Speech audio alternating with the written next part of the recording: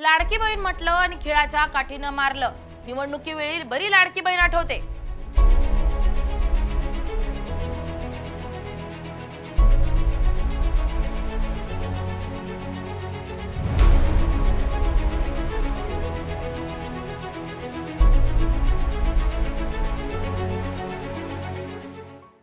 महाराष्ट्रात लाडकी बहीण आणि इतर राज्यातील लाडली बहीण योजना आणून भाजपनं सत्ता मिळवली आहे. मात्र आता सत्ता मिळाल्यानंतर भाजपला आता लाडक्या बहिणींचा विसर पडताना दिसतोय. यावरून मनसे नेते अमित ठाकरे चांगलेच आक्रमक झालेत. दिल्लीतील व्हिडिओ पाहिले.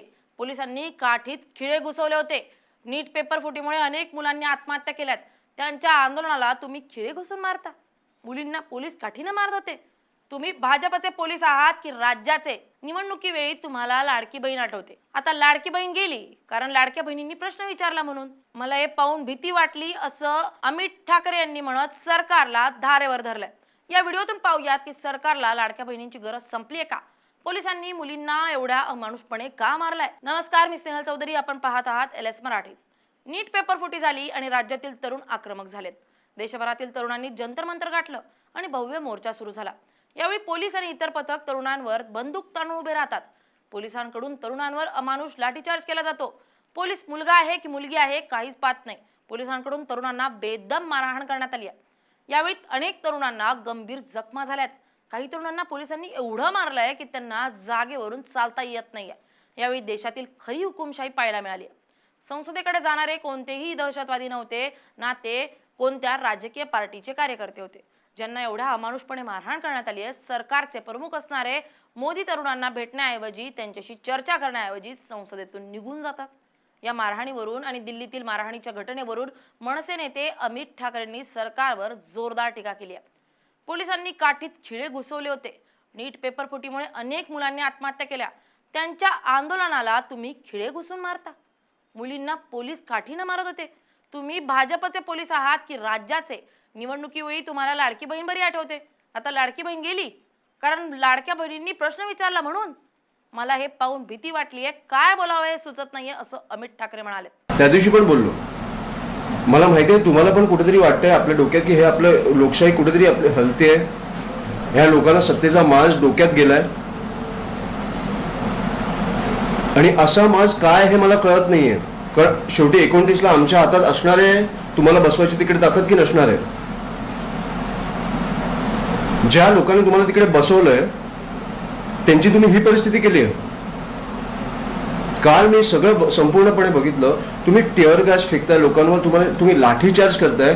मी दिल्लीचा एक व्हिडिओ बघितला. दिल्लीच्या एका काठीमध्ये तुम्ही खिळे घुसवले होते पोलिसांनी. मला माहित नाही तुमच्याकडे आलाय की नाही. तर खिळे घुसवले होते आणि त्याच्याने मारत होते लोकांना. हे दहशतवादी आहेत, हे आतंकवादी आहेत. नीटच्या पेपर लीकमुळे 20 मुलामुलींनी आत्महत्या केली आहे. त्याच्यासाठी हे सगळं चालू आहे. त्याला तुम्ही खिळे घुसवून लोकांना मारताय.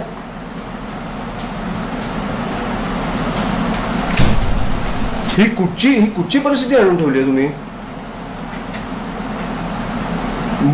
मुलींवर पोलीस हात उचलतायत, काठ्या उचलतायत. तुम्ही भाजपचे पोलीस आहात की तुम्ही राज्याचे पोलीस आहात?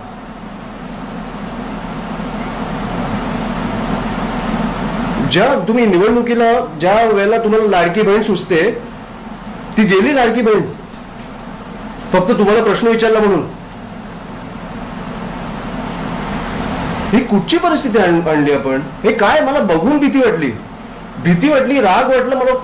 मला बोलायचं कळत नाही.